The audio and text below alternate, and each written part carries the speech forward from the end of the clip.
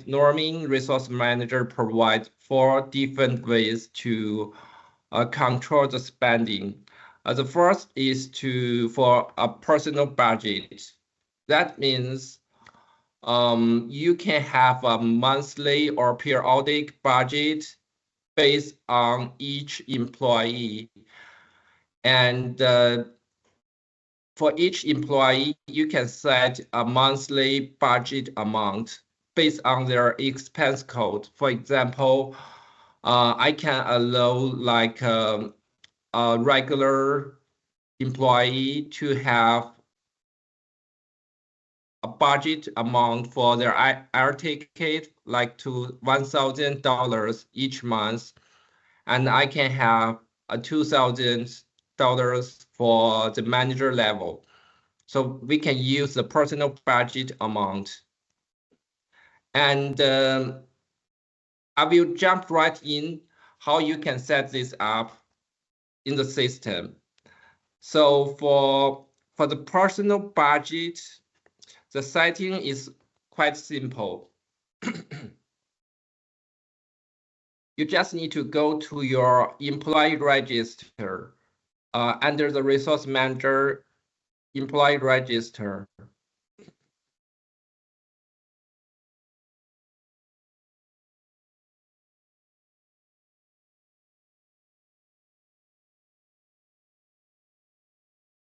And after the expense been enabled in the system, you will find this expense control under the employee register. This where you can have your personal budget been set up. And you can have like a warning or error message when the budget been exist. Under each employee, for example, under Kevin here, you can have multiple expense code or expense items. You can have an air ticket or hotel, meals, taxi, or transportation. So you can have a limit amount for expense code, and this will be a monthly or periodic budget. So you cannot you not only can limit based on the amount here, say the year-to-date amount, you can also limit by the year-to-date quantity. So you can have the limitation based on the quantities or based on the actual amounts. And here you can just enter how much you allow the user to spend during the month or to be reimbursed during the month. And if you set an arrow here, when employees submit an expense, if more than 2,000, they will get an arrow, so the expense cannot be approved or cannot be submitted. So I can show you quickly in the expense report. So now we create an expense report, and for example, we add one. Note you notice here I log in as Kevin. That's the same user under the employee register. This is Kevin, so I'm Kevin here in the web portal. I'm going to submit one expense report, and I choose the air ticket. For example, I will reimburse to 500 for my for the ticket. After I save the expense, you will see the button under at the bottom of the screen. So you can click into check limit. And because this is by expense code, we can just add another one for meals. That's 100. Check limit. So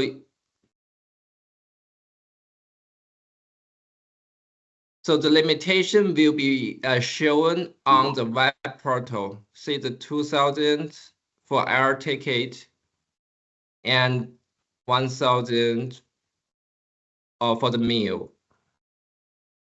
So that's the one way you can control per either employee dimension.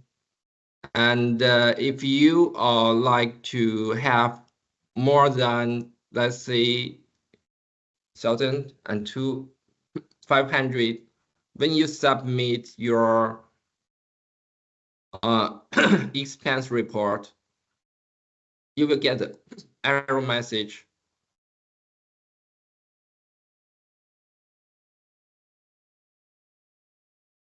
So it doesn't allow user to submit the expense report because the current reimbursement amount is more than $200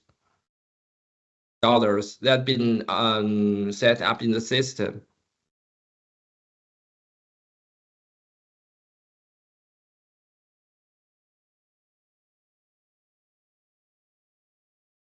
And if you would like to use the warning, user can still to submit the report.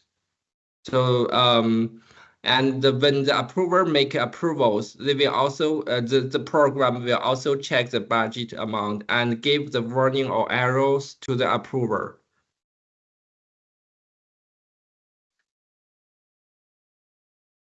I think this is very intuitive to set up. Do you have any questions on the personal budget? So far, no question being posted, Kevin. Yeah, I guess can just carry on. Yeah. Okay.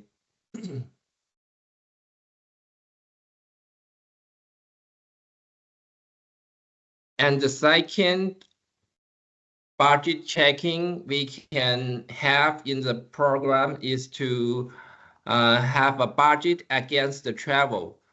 So in some scenario, maybe like I will talk to my manager.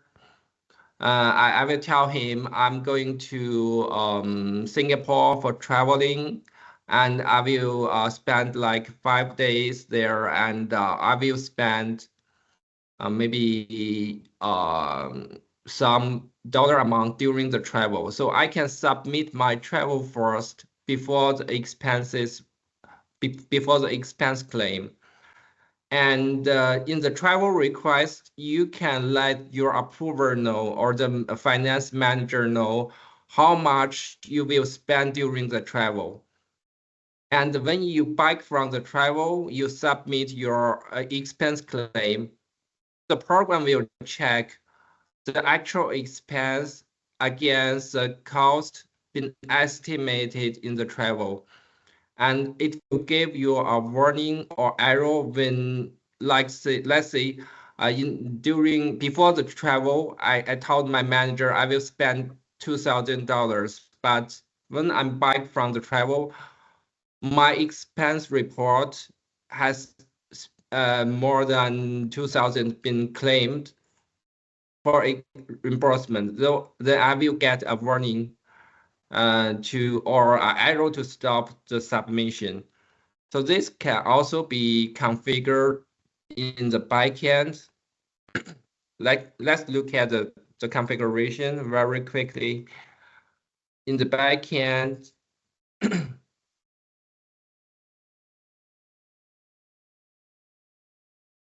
expense report type.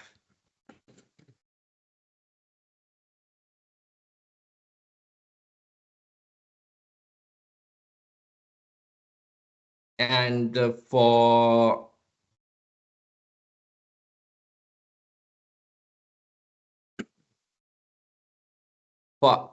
travel related expenses, the system will force you to specify a travel request. Say, for example, when I submit a travel request, sorry, an expense report that is travel related, I have to specify a travel request that previously been approved.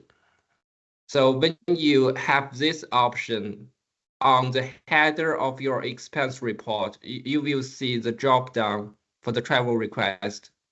And this is how you can link the travel request against your expense.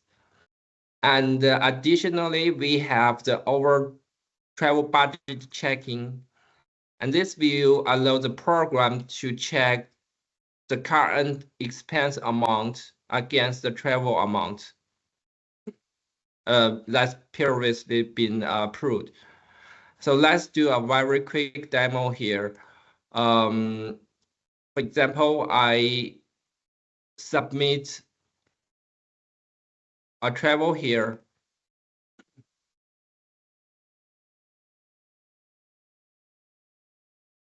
And I will let my supervisor know I will spend like 500 on my ticket, on my air ticket.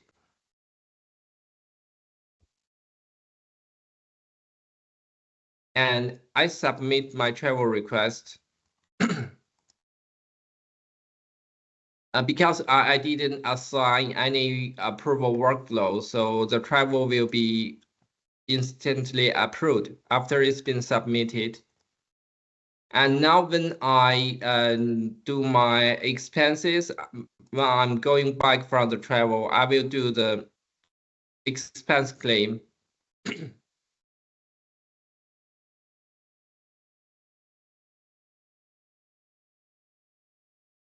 And I have to specify the travel that's been previously approved. Like I mentioned, you can select a travel request.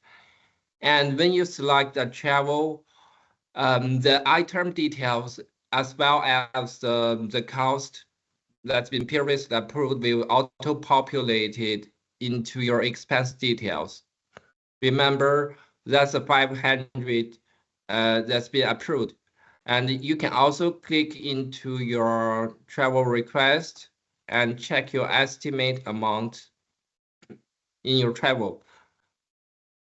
That's 500. So if now I'm reimbursing like more than 500, you will get a warning when you submit your expense claim. So that's the last warning. Your expense total, that's 1,000, exceeds the budget. That budget means the cost estimates in your travel. That's 500. So the program will compare your travel total 500 against your expense total. And it will help you to quickly check the discrepancies between these two reports.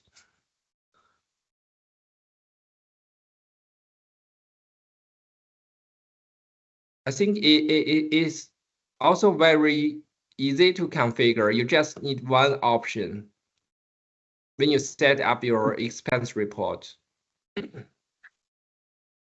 Okay, any questions?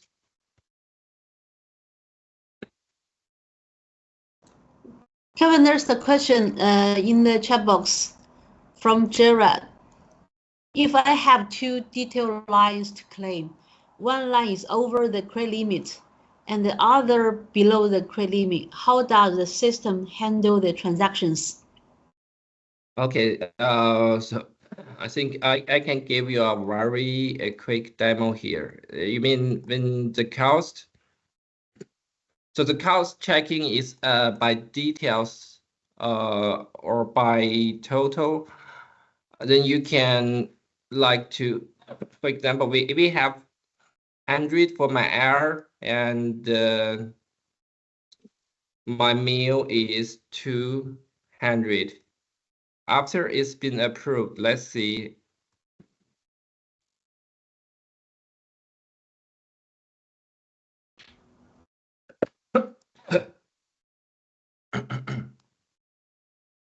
So it's like the travel that with that two details. Now we get two details in the expenses, and the first one is 100. Second one is 200. Now we can like to have 150 for the first line and 150 for the second line. I think that what you what you mean here. One detail exceeds the budget and another line is below the budget. So when we do the submission,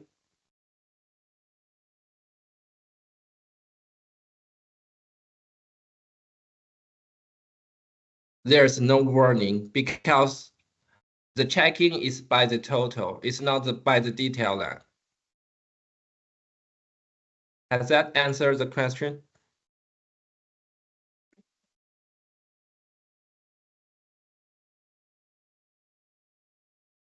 Yeah, yes. So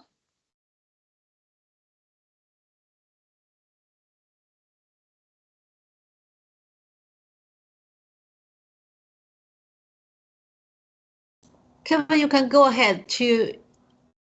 No more questions. Okay, then we move on to the GL budget checking.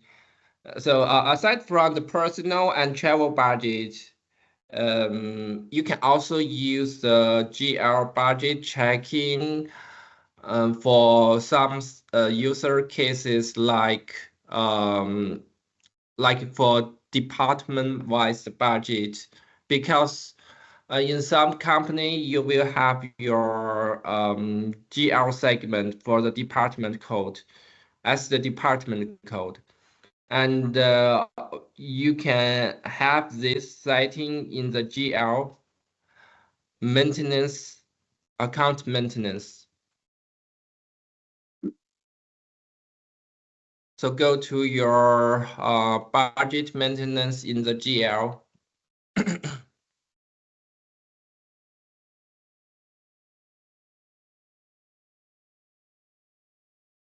And you may have multiple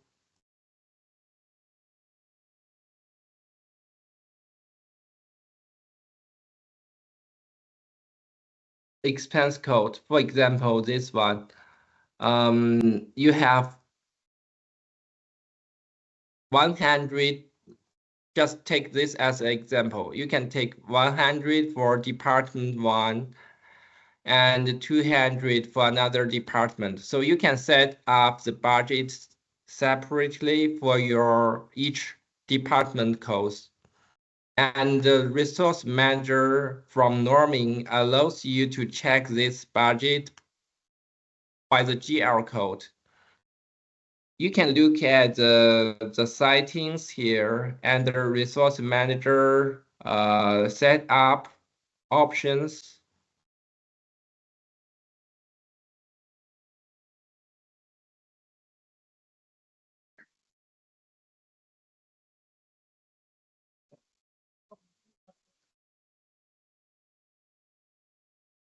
So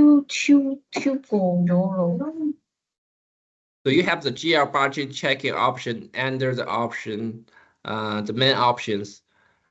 And you can enable this for expenses. And this can check against, because you have up to 5 budget sites in the system. So you can select which budget set you are checking against. And you can also have the budget on periodic. Periodic, that means monthly or yearly or year to date.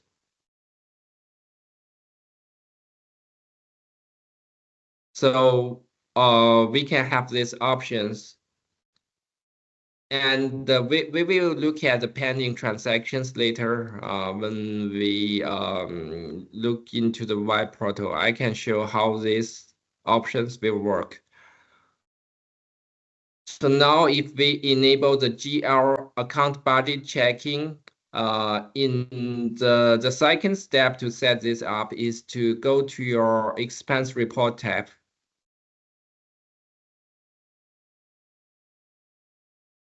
And to allow the GL budget checking on the report tab.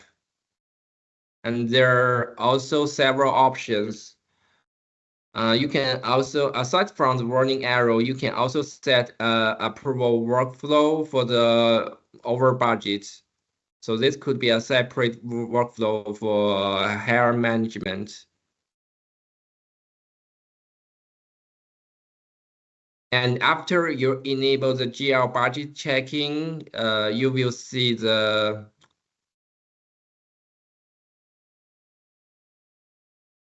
budget amount in your expense. So here we got the same expense code air ticket. And because for each expense code, if you look at the expense code, I think Linjin has gone through this setup in his part. You will set up a GL account under each expense code.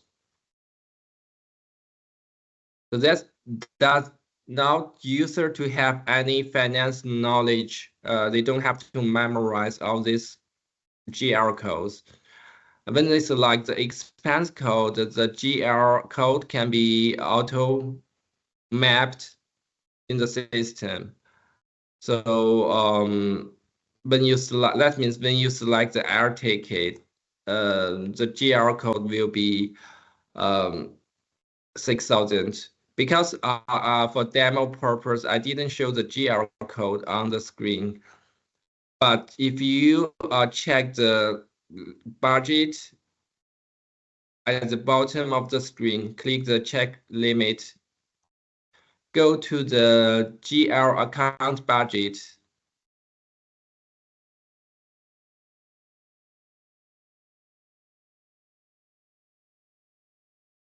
Let's see the GL code here. That's 6660. So we have the same GL code will be checked during the expense approval process. And if you use another code, like we can add another code.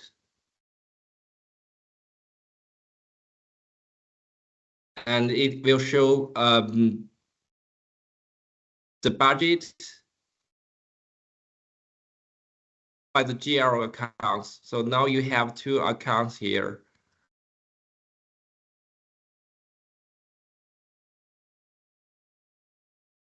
And here we get the report as periodic budget. So that's the monthly budget. And if we add, let's check the GL code here. So that's the 1,000 amount you added as a limitation for this. For example, as a department, you have 1,000 for this department. And you have the pending amount, the actual amount, and then the pending amount. So let's go back to the option. Remember, under the setup, we have consider pending transactions. So these options will decide how the pending amount can be calculated. For example, if we choose to consider the pending transaction under accounts payable, then any open transactions in your accounts payable, the amount will be considered as pending budget. For example, if we have one invoice that is open in your accounts payable,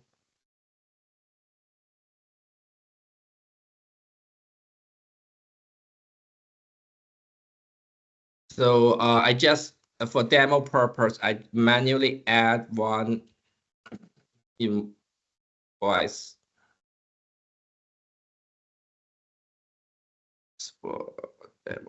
So I can select a vendor and I choose the GL count.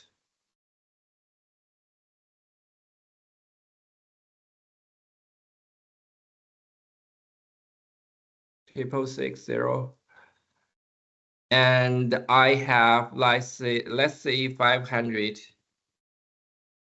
That's a 500 for an invoice. The accounts payable. So that's an open invoice. It has not been posted. So if you select this option to select AP pending transactions as the pending amount, the pending can be understood as open transactions under AP. And if you go back to your budget screen,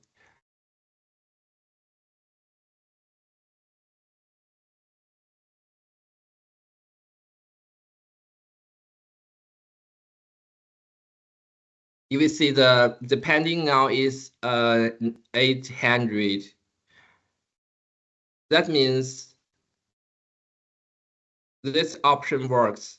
It will include the open transaction in accounts payable as the pending amount. Because in Sage budget, you only have actual and budget. So Norming will provide you more capability to track those open transactions and give you more accuracy on the budget figures. And user can also, for finance user, they can also go to the GL budget inquiry to get the details.